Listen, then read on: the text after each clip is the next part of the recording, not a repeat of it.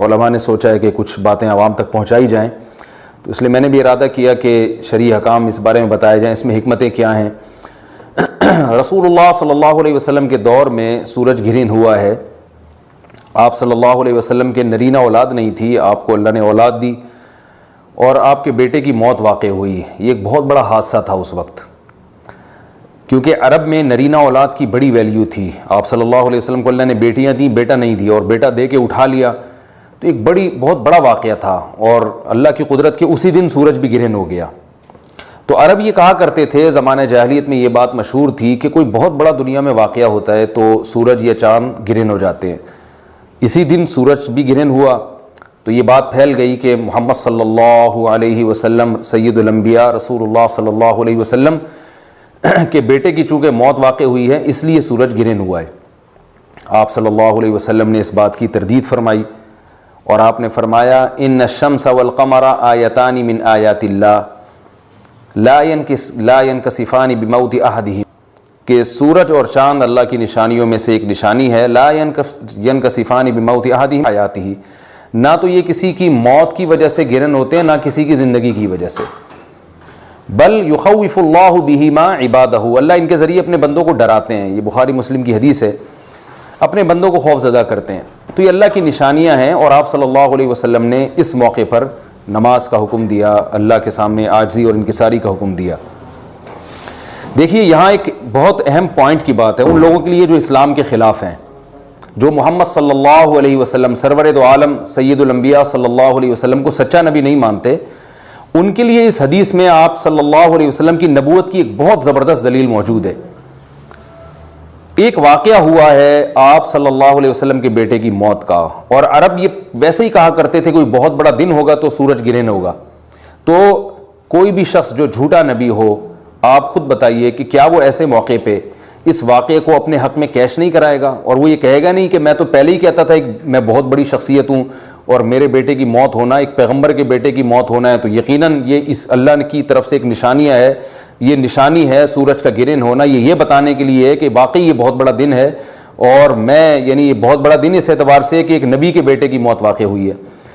لیکن آپ صلی اللہ علیہ وسلم نے یہ سب نہیں کیا، اور آپ نے بتایا کہ سورج اور چاند کے گرہن ہونے کا کسی کی موت یا زندگی سے کوئی تعلق نہیں، اور آج سائنس نے بھی ثابت کر دیا ہے کہ یہ ایک سائنٹیفک حقیقت ہے کہ جب زمین اور سورج کے درمیان چاند آ جائے تو سورج گرہن ہو جاتا ہے، اور جب چاند اور سورج کے درمیان زمین آ جائے اور سورج کی روشنی چاند تک نہ پہنچ رہی ہو تو چاند گرہن ہو جاتا ہے۔ تو یہ ایک اس میں عبرت کی بات بھی ہے ان لوگوں کے لیے جو آپ صلی اللہ علیہ وسلم کی نبوت میں شک کرتے ہیں۔ البتہ آپ صلی اللہ علیہ وسلم نے اس موقع پر ہمیں حکم دیا کہ اللہ سے تضرع اور عاجزی اور انکساری کی جائے، اپنے گناہوں کی معافی مانگی جائے، اور نماز آپ صلی اللہ علیہ وسلم نے پڑھی۔ اس پہ بھی بعض لوگ اشکال کرتے ہیں کہ یہ جب ایک نیچرل پروسیس ہے تو اس میں اتنا گھبرانے کی، کیونکہ حدیث میں آتا ہے آپ صلی اللہ علیہ وسلم بہت گھبرائے، تو اس میں گھبرانے کی کیا بات ہے؟ تو یاد رکھیے ہر نیچرل پروسیس جو ایک عام معمول سے ہٹ کر ہو اس میں انسان کے لیے ایک عبرت کی بات ہوتی ہے۔ ہم دیکھتے ہیں رسول اللہ صلی اللہ علیہ وسلم کے دور میں جب تیز ہوا چلتی تھی اور بارش سے پہلے ہوا چلا کرتی تھی تیز ہوائیں، تو آپ صلی اللہ علیہ وسلم گھبرا کے مسجد کی طرف دوڑتے، عاجزی انکساری کرتے، اللہ تعالیٰ سے یہ کہتے کہ اللہ تو نے تو مجھ سے وعدہ کیا ہے کہ جب تک میں ان کے درمیان موجود ہوں تو ان کو عذاب نہیں دے گا۔ تو یہ خوف کا غلبہ تھا آپ صلی اللہ علیہ وسلم پر۔ کیوں؟ وجہ اس کی یہ تھی کہ یہی حالات قوم عاد اور قوم سمود پر بھی آئے ہیں۔ قرآن میں آتا ہے نا فَلَمَّا رَأَوْهُ عَارِضًا مُسْتَقْبِلَ أَوْدِيَتِهِمْ قَالُوا هَذَا عَارِضٌ مُمْطِرُنَا بَلْ هُوَ مَا اسْتَعْجَلْتُمْ بِهِ رِيحٌ فِيهَا عَذَابٌ أَلِيمٌ تُدَمِّرُ كُلَّ شَيْءٍ بِأَمْرِ رَبِّهَا فَأَصْبَحُوا لَا يُرَىٰ إِلَّا مَسَاكِنُهُمْ، کہ وہ بادلوں کو دیکھ کے کہنے لگے یہ تو ایک معمول کے مطابق بادل ہیں جو برسیں گے اور بارش ہوگی۔ تو پیغمبر نے کیا کہا کہ یہ بارش نہیں ہے بلکہ یہ وہ عذاب ہے جس کی تم جلدی کیا کرتے تھے، اور اس میں ایک ایسی ہوا ہے جو اللہ کے حکم سے ہر چیز کو ہلاک کر دے گی۔ اور پھر ان پر ایک ہفتہ عذاب آیا، اور قرآن کہتا ہے کہ وہ ایسے پڑھ کے ہلاک ہو گئے کہ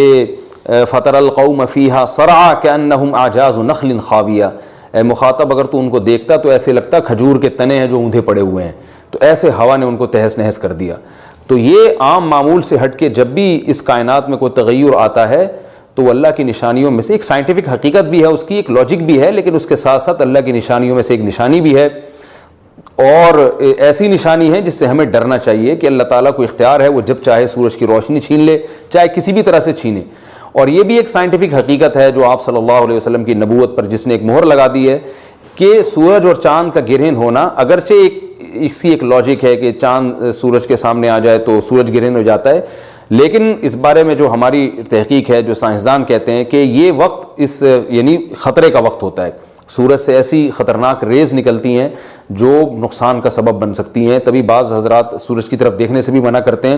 اور یعنی نظام میں تھوڑی ایک عام نارمل روٹین سے ہٹ کے اس کائنات کا نظام چلتا ہے، تو اس لیے یہ اس کائنات کے لیے، زمین کے لیے ڈینجرس ہو سکتا ہے، اور جو گریوٹی اور جو کشش کا نظام ہے اس میں بھی خلل واقع ہوتا ہے۔ تو ایسا نہیں ہے کہ یہ بالکل ایک نارمل کنڈیشن ہوتی ہے اور اس کا کوئی نقصان ہی نہیں ہے، یہ بالکل غلط ہے، اس میں نقصان کا بہرحال خطرہ ہے، اور اس بات کا امکان موجود ہوتا ہے کہ قدرت انسانوں سے انتقام لے یا انسانوں کو نقصان پہنچائے۔ اور ویسے بھی جن کے دلوں میں اللہ کا خوف ہوتا ہے وہ تو ویسے ہی اللہ کے وہم من خشیتہ، قرآن مجید میں اللہ تعالیٰ کے ارشاد ہے کہ مشرکین بار بار یہ سوال پوچھتے تھے قیامت کب آئے گی کب آئے گی، اللہ فرماتے ہیں لیکن جو مومنین ہیں ان کو اس سے غرض نہیں ہے کہ کب آئے گی، والذین آمنوا مشفقون منہا، وہ تو قیامت سے گھبراتے ہیں کہ پتہ نہیں ابھی نہ آ جائے۔ تو جس کے دل میں اللہ کا خوف ہوتا ہے اس کے زندگی گزارنے کا طریقہ کچھ اور ہوتا ہے، وہ بات بات پہ اللہ سے ڈرتا ہے، اس کو اللہ سے ڈرنے کا بہانہ چاہیے، اس کو توبہ کا بہانہ چاہیے۔ تو اس بحث میں پڑھنا کہ یہ تو ایک لاجیکلی ایک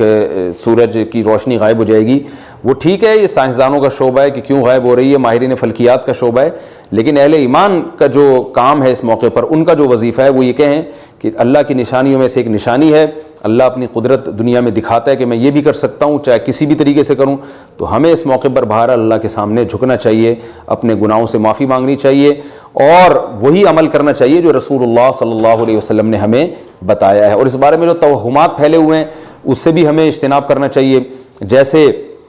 نبی صلی اللہ علیہ وسلم نے عربوں کے وہم کو دور کیا ہے، بھائی اس کا کسی کی موت اور زندگی سے کوئی تعلق نہیں ہے، تو اسی طرح آج کل لوگوں میں ایک سورج اور چاند گرہن ہونے کے بارے میں وہم بھی بہت ہے کہ پتہ نہیں کیا ہو جائے گا، حاملہ عورتیں نہ نکلیں، فلانا نہ کرے، اور فلانا خربوزہ نہ کھائے، اس موقع پر کسی نے تربوز کھا لیا تو یہ ہو جائے گا، الٹی الٹی باتیں پتہ نہیں کیا کیا مشہور ہیں، یہ خربوزے تربوز کی تو میں ویسے ہی مثال دے رہا ہوں۔ تو کوئی بھی چیز جب کہنی ہو تو پوری طرح سے اس کی ریسرچ کریں۔ مجھے نہیں پتا حاملہ عورت کو فائدہ ہوتا ہے نقصان ہوتا ہے سورج گرہن ہونے سے، لیکن اگر نقصان بھی ہوتا ہے تو اس کی کوئی مستند دلیل ہونی چاہیے آپ کے پاس، ایسے ہی سنی سنائی باتیں آگے نقل نہ کریں۔ تو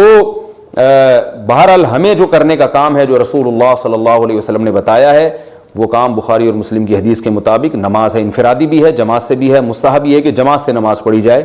مسجد میں یا کسی بھی میدان میں، اور 2 رکعتیں امام پڑھائیں گے، اور اس میں سرن تلاوت بھی کر سکتے ہیں، جہری تلاوت بھی کر سکتے ہیں، دونوں رائے ہیں علماء کی۔ آج کل جہری کو اس لیے ترجیح دی جاتی ہے کہ صلاۃ کسوف میں جو رسول اللہ صلی اللہ علیہ وسلم کی سنت ہے وہ لمبی نماز ہے،